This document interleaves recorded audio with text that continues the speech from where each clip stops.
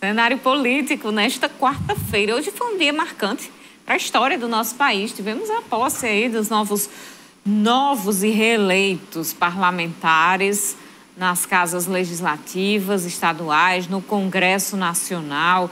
E Carlos Santos, comentarista político aqui, o dono do blog carlossantos.com.br, está aqui com a gente conversando sobre os desdobramentos aí deste dia de hoje, desta quarta-feira, 1º de fevereiro de 2023. Carol, vamos de informação de hoje cheio, né? Como você disse, o Palácio do Planalto respira aliviado. Após um início de contagem acirrado, Rodrigo Pacheco, do PSD, abriu vantagem sobre Rogério Marinho e foi reeleito presidente do Senado, por 49 votos a 32. Ainda na sessão de votação, Eduardo Girão, do Podemos, que tinha colocado seu nome à disposição, retirou a candidatura após utilizar seus 15 minutos de fala de candidato. Pacheco era favorito e contou com o apoio dos aliados de Lula e da maioria dos partidos. Lula liberou ministros que são parlamentares para somar na votação. Já Rogério Marinho conseguiu amedrontar a base de Lula. Aliado do ex-presidente da República, Jair Bolsonaro, do mesmo partido, PL, contou com o voto de senadores descontentes com o Supremo Tribunal Federal, por exemplo. Marinho entrou na disputa contando com cerca de 22 votos, mas conseguiu ampliar apoios nos últimos dias. Aí você acompanha imagens deste finalzinho aí da votação, já o Rodrigo Pacheco sendo cumprimentado pelos demais senadores ali, seguindo. Nessa hora ele já estava ali tentando ir para a mesa para fazer o seu discurso já como presidente reeleito do Senado, nesta eleição que foi a principal pauta política aí nos últimos dias. Da mídia nacional e também das locais, né, Carlos Santos? Numa expectativa que existia ali de reflexos no governo Lula a partir desta eleição do Senado. Na sua opinião, o Rogério Marinho, mesmo com a derrota, ele sai vitorioso e se torna uma liderança do bolsonarismo? Olha, o que a gente observa é que esse resultado, inclusive do ponto de vista numérico, é muito importante para Rogério, o deixa extremamente fortalecido. É, a partir de agora, nesse instante, uma referência de oposição e, sem sombra de dúvida, tem tudo para catalisar a atenção da mídia, da população, isso do ponto de vista político, no âmbito da chamada alta Câmara, né? O Senado da República. Perdeu com 32 votos, ou seja, hoje tem condições, por exemplo, se esses votos lhe forem fiéis, se esses votos realmente representarem a oposição, porque talvez não represente na totalidade a oposição, mas de forma pontual talvez existam alguns votos ali que apostaram nele na votação, talvez, no sentido de represália, de algum tipo de revolta em relação ao presidente que foi reeleito. Mas hoje, por exemplo, se esses votos forem realmente da oposição, fechados e amarrados, tem condições de instalar uma CPI, né? Numericamente é o suficiente, na verdade até sobra. Eu acho que na CPI hoje, para ser instalada no Congresso Nacional, no Senado, e parece talvez 27 votos, né? Então, tem sobra de votos.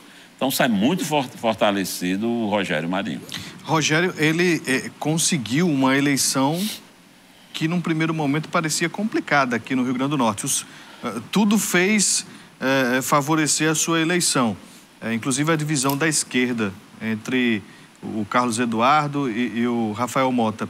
No Senado, ele participando dessa eleição, com esse protagonismo todo, ele já está pensando para daqui a 4 anos, Carlos? Eu acho que quem faz política, e o caso de Rogério é quem faz política, é um político, e usar o termo político profissional, muita gente enxerga às vezes como uma expressão depreciativa, eu não vejo assim, porque eu entendo que a política é o caminho, e ser político profissional não é motivo de desonra, você pode ser um grande político profissional, sim, claro. Eu entendo que ele enxerga adiante, mas, acima de tudo, é preciso pontificar no Senado. Começa muito bem. Essa derrota de Rogério Marinho não é exatamente uma derrota. É uma grande vitória. A gente tinha análise ali pós-eleição de que Rogério Marinho teria sido um dos vencedores da eleição em 2022. Ali agradeça como um todo. muito ao PT, a Fátima e companhia, né? Justamente. E a divisão dos votos entre Carlos Eduardo e Rafael Mota foi, sem sombra de dúvida, o que determinou a vitória dele. E agora ele coroou esse resultado positivo com esse resultado de hoje. Começa muito bem. Você tem um senador do Rio Grande do Norte começando o mandato, acabou de ser empossado, 32 votos contra o presidente atual do Congresso.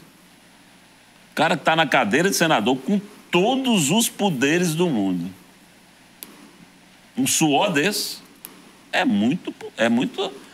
um pé direito e um grande pé direito para começar, viu? Mas aí a gente não está falando só do Rogério Marinho, a gente está falando da ala que ele defende, do bolsonarismo. Olha, eu não vejo Rogério Marinho como o bolsonarista raiz, não é um homem de extrema direita. Ele foi ministro de Bolsonaro, teve um protagonismo importante. Ele não surgiu como bolsonarismo, Ele não né? surgiu como bolsonarista, ele foi um nome que cresceu dentro do governo, ele não chegou... não, vamos trazer Rogério Marinho para ser ministro porque ele é bolsonarista raiz, toca terror. Nunca foi. Ele cresceu dentro do governo, ele inclusive era um auxiliar do ministro Paulo Guedes, né?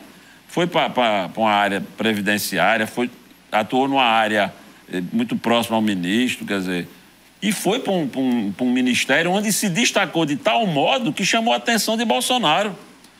Ele, um político nato, disse: presidente, essa é uma pasta para fazer com que o senhor cresça, por exemplo, no Nordeste, onde sua desvantagem é estelar. E a política do governo Bolsonaro para o Nordeste foi uma política de Rogério Marinho. É interessante porque, dentro disso que Vonúvio estava falando, o Rogério Marinho, ele no Senado teve a adesão logo dos bolsonaristas mais extremos, né? Os bolsonaristas raiz, que a gente chama. Mas ele sempre tentou manter ali uma ponderação no discurso.